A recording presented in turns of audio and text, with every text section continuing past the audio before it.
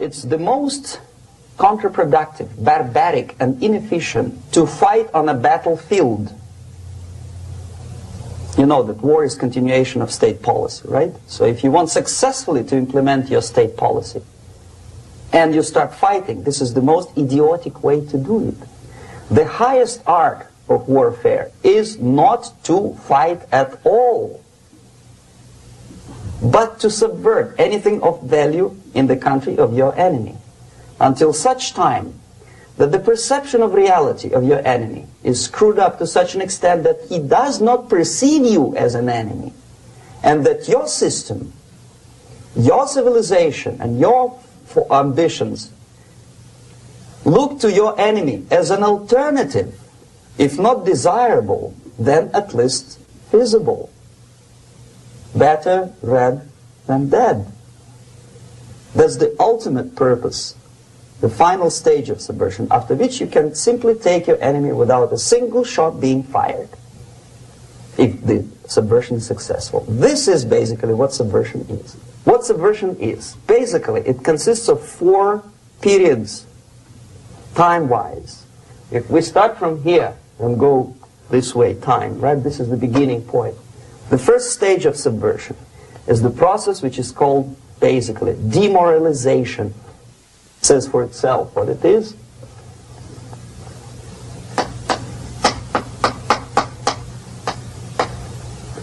It takes from say 15 to 20 years to demoralize a society. Why 15 or 20 years?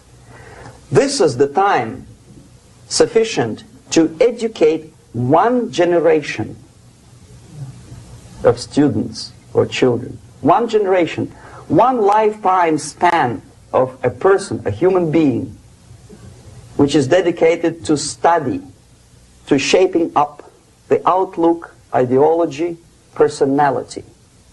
No more, no less. Usually it takes from 15 to 20 years.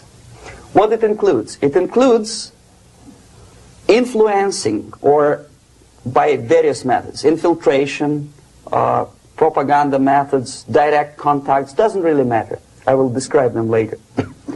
Of various areas where public opinion is formulated or shaped. Religion, educational system, social life, administration, law enforcement system, military, of course, and labor and employer relations, economy. Okay? 5 areas. I will not write them down because we will not have enough space. Sometimes when I describe all the methods, students ask me question, are you sure this is the result of the Soviet influence? Not necessarily. You see, the tactic of subversion, about which I'm talking, is similar to the martial art, the Japanese martial art. If some of you are familiar with that tactic, probably you will remember that if an enemy is bigger and heavier than yourself, it would be very painful to resist his direct strike. If a heavier person wants to strike me in the face, it would be very naive and counterproductive to stop his blow. The Chinese and Japanese judo art tells us what to do. First to avoid the strike, then to grab the fist and continue his movement in the direction where it was before, right? Until the enemy crashes in the wall. You see? So, what happens here? The target country obviously does something wrong. If it's a free democratic society, there are many different movements within the society. There are obviously, in every society, there are people who are against this society. They may be simple criminals, ideologically in disagreement with the state policy, conscientious enemies, simply psychotic personalities who are against anything.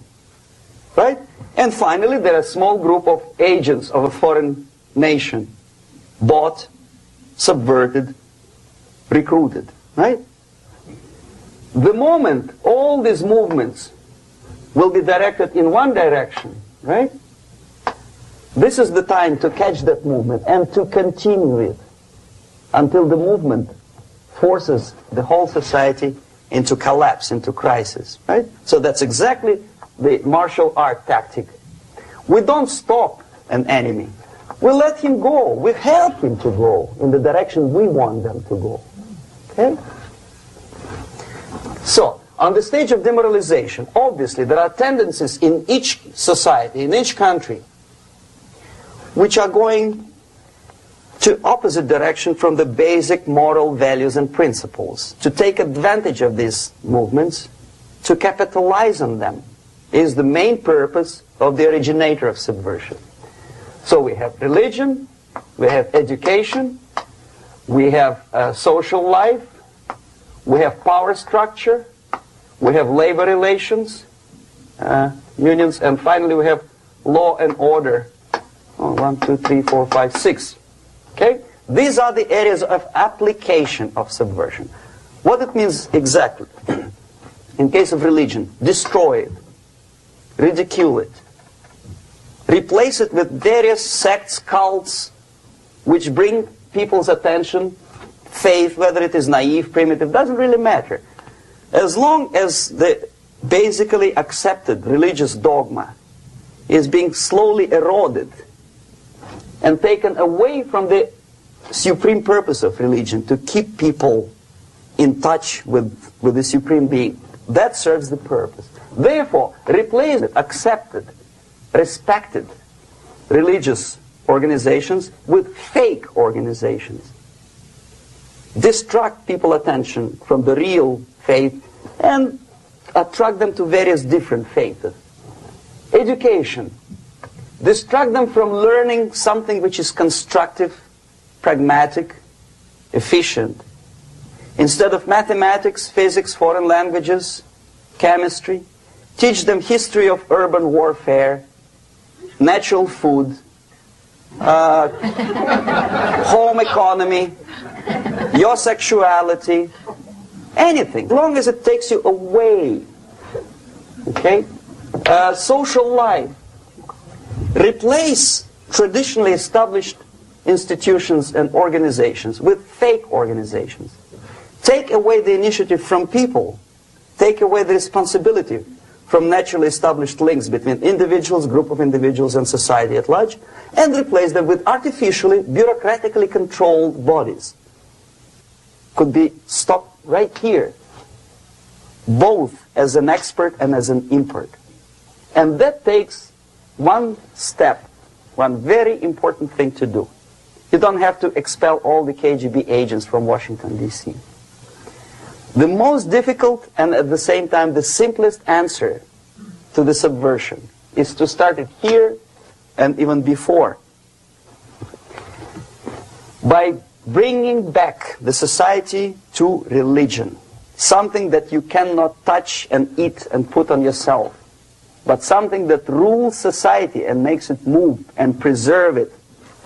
The ideas are moving society and keeping mankind as society of human beings, intelligent, moral agents of God. The facts, the truth, the exact knowledge may not. All the sophisticated technology and computers will not prevent society from disintegrating and eventually dying out. Have you ever met a... It's very simple. You don't have to shoot people. You don't have to aim missiles and Pershings and cruise missiles at Andropov's headquarters. You simply have to have faith and prevent subversion. In other words, not to be a victim of subversion. Don't try to be a person who in judo is trying to smash your enemy and being caught by your hand. Don't strike like that. Strike with the power of your spirit and moral superiority. If you don't have that power, it's high time to develop it. And that's the only answer.